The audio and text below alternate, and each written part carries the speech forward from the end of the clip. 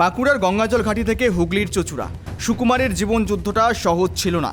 ছোটবেলাতেই বাবার কাছ থেকে শিখেছিলেন অন্যায়ের সঙ্গে আপোষ না করার মন্ত্র। দারিদ্র্যকে জয় করে পুলিশের চাকরিতে যোগও দিয়েছিলেন।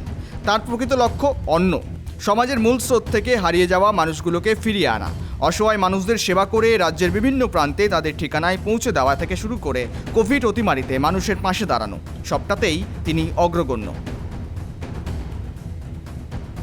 রাজ্যে প্রথমবার ঘটেছে এনকাউন্টার। রাজ্য তথা ভারতবর্ষের বুকে নাম জুড়েছে পশ্চিমবঙ্গের, কারণ রাজ্যে এনকাউন্টার এই প্রথম। সাধুবাদ জানাচ্ছেন 8 থেকে 80 সকলেই, কেউ বা ভিন্ন মত। এখানে ঘটনাটা সম্পূর্ণ ভিন্ন। পুলিশ মানেই সম্ভবত অন্য নজরে দেখে সমাজ।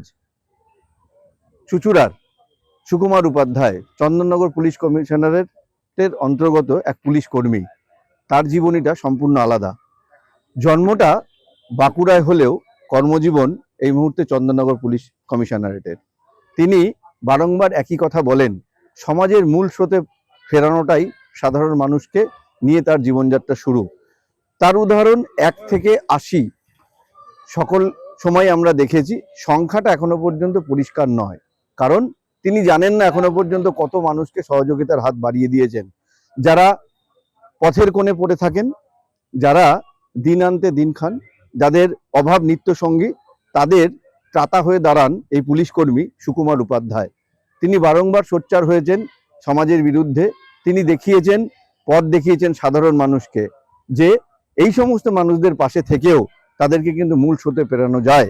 বারংবার তাদের পাশে থেকে যারা পথের পাশে শুয়ে থাকে, যারা পথ ঘুরে, এক কথায় তাদেরকে কিন্তু বাড়িতে নিয়ে গেছেন, নিয়ে গিয়ে শুশ্রূষা করেছেন, এমনকি জীবনের মূল স্রোতেও ফিরিয়ে দিয়েছেন। আমার বাবা আমাকে শিক্ষা দিয়ে গেছেন। আমার বাবার কাছেই, আমার বাবাই আমার সবথেকে বড় বন্ধু ছিল। ওই চাকরি পাওয়ার আগে থেকে আমার বিভিন্ন ধরনের কাজকর্ম আমি ছোটোবেলায় অনেক গ্রামেও করেছি। তো সর্বপ্রথম আমি মানুষ, পুলিশ তো অনেক পরে হয়েছি, মানুষ হিসেবে জন্মগ্রহণ করেছি।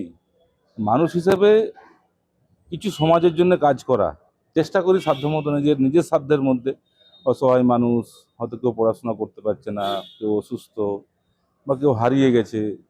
এমনও গেছে যে একটি মানুষ হারিয়ে গেছে, তার বাড়ির লোক তার শ্রাদ্ধ শান্তিও করে দিয়েছে, তাকেও জীবিত অবস্থায় আমি বাড়ি পৌঁছে দিয়েছি।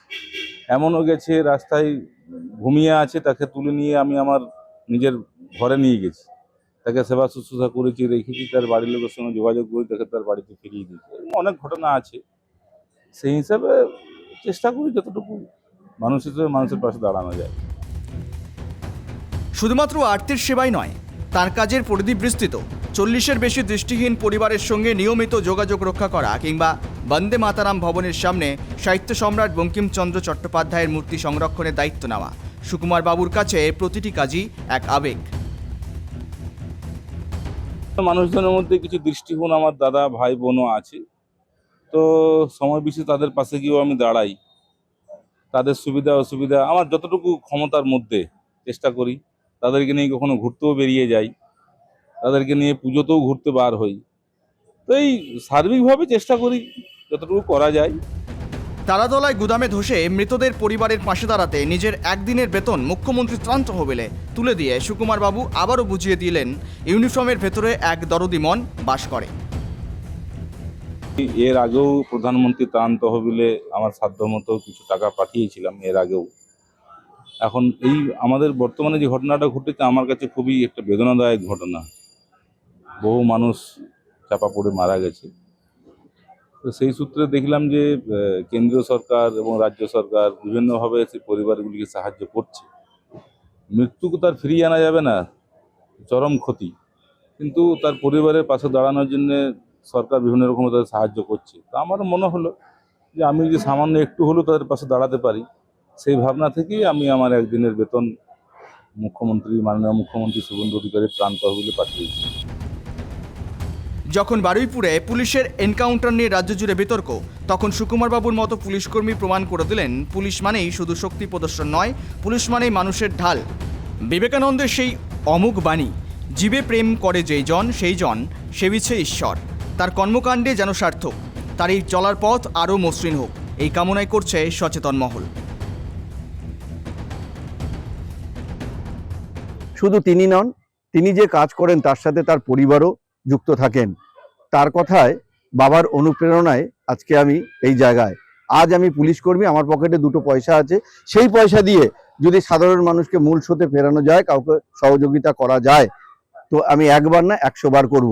শুধু তাই নয়, পথ চলতি মানুষ নয়, কিংবা যাদের ক্ষুধা নিত্যসঙ্গী তারা নয়, দৃষ্টিহীন একটি পরিবার, প্রায় 40 জনের সংখ্যাটা 40 জনের ঊর্ধ্বে, তাদেরকে নিয়ে তিনি কিন্তু পথ চলেন। তাদেরকে পুজোর সময় ঠাকুর দেখাতে নিয়ে যান এই সুকুমার উপাধ্যায়। তিনি বলেন, দৃষ্টি যাদের নেই, আমার দৃষ্টিতে তারা দেখেন, তাদের জীবনে মূল স্রোতে হয়তো তারা কোনোদিনই ফিরতে পারবেন না, কিন্তু আনন্দ উপভোগ করার সকলেরই কিন্তু সুযোগ পাওয়া উচিত। সেই সুকুমার উপাধ্যায়ের পথ এখনো কিন্তু সংগ্রামের পথ চলছে, তিনি কিন্তু সংগ্রাম চালিয়ে যাচ্ছেন। কুর্নিশ জানায় সুকুমার উপাধ্যায়কে কেটিভি বাংলা। হুগলির চুঁচুড়া থেকে অমল চক্রবর্তী, কেটিভি বাংলা।